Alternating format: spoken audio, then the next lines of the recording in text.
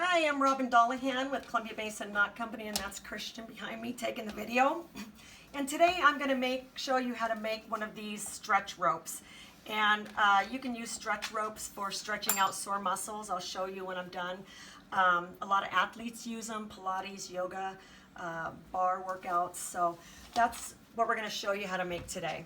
So there are a couple different ropes or ways to do it, but the one I'm going to show you today is a no-sew option. So you can start with flat braid rope, and not all flat braid is actually hollow in the center.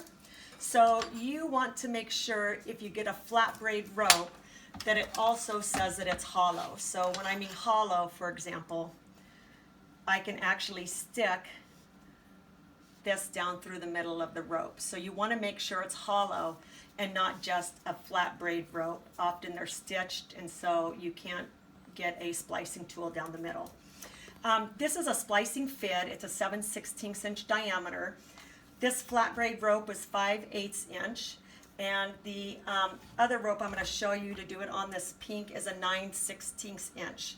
So I use a 7/16 inch fid, the splicing tool size, from rope anywhere from 1/2 inch up to 5/8 inch. I just feel like it's a little easier to splice using a smaller diameter fid.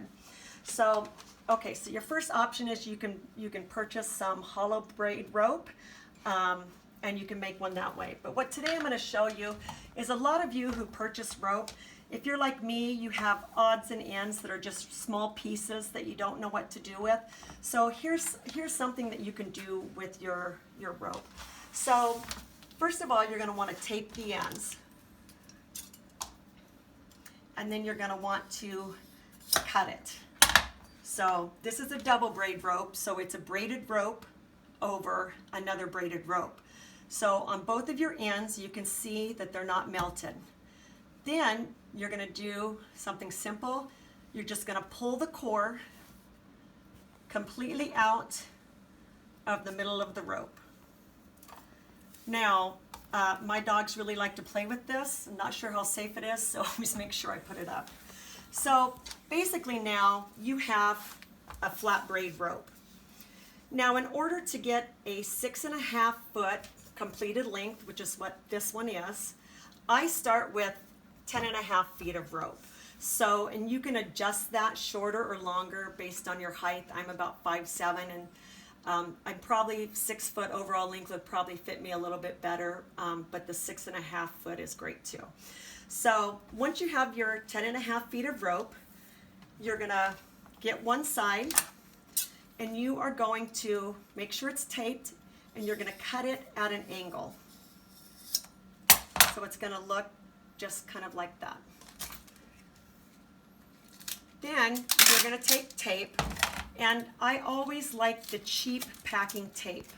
The thicker packing tape will actually kind of slip off easier, and I only use clear packing tape or packing tape. You do not want to use masking tape on this part, or it'll slip right off. So basically what I do is I angle this tape, and I just rule it. So that's actually, see right there where I didn't get it all in, the cut in, so you want to make sure that you get it really tight. So I'm just going to go ahead and retape that. So we often call this in-house kind of the pencil fit. It doesn't look real pretty, but that's what we call it. So from the end that you're working with, you're going to put a mark. So there's 14, here's the start. You're going to put a mark at 14 inches. Okay, from that 14-inch mark, you're going to mark 20 inches. Okay, so if we're looking at it from this side, it's going to be 14 inches, mark, and then from the 14 mark, if you put it at 0, you're going to go up 20. So it's actually like 34 inches to here. So I have the notes right here, first mark 14, and from the first mark you're going to go 20 more. So now what you're going to do is you're going to go to your second mark from your working end. And you're going to take your fid, your splicing tool, and you're going to stick it directly down through the middle of your rope. Okay? When I mean middle, not down through the center, just like a cross, just directly through the middle. Then you're going to take the taped end and you're going to stick it into your fid, just like that. Okay? You're going to take your extra cheap packing tape and you're going to want to make sure that this is kind of shoved down in there, and then you're going to want to tape it. Oh, I did not do a very good job.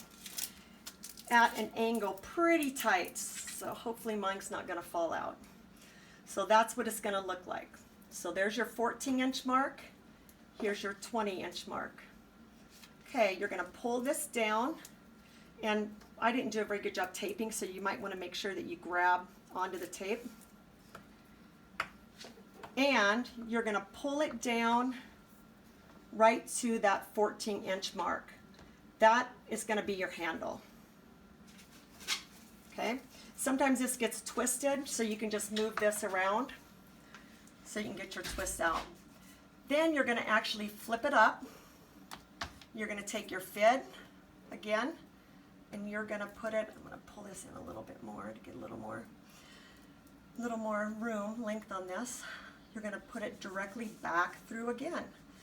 And it's kind of hard sometimes to split through the strands, so you may cut something sometimes. That's okay. Again, I didn't do a super good job taping. I'm going to make sure that I hold my fingers on the rope itself too. And pull it down. Okay? So it just looks like that. You're going to flip it over again. You're going to go right through the rope again. Okay, I didn't do a very good job getting the strands, so that's fine.